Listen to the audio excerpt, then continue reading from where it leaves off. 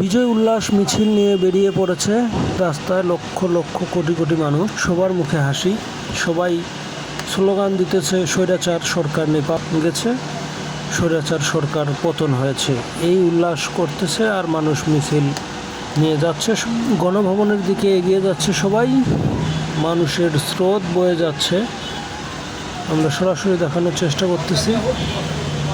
সরকার কি ভুলটাই না করলো, একটু ভুলের কারণেই আজ তাকে দেশ ছেড়ে পালিয়ে যেতে বাধ্য হতে হলো। আজ হাজারো জনতার স্রোত বয়ে যাচ্ছে গণভবনের দিকে।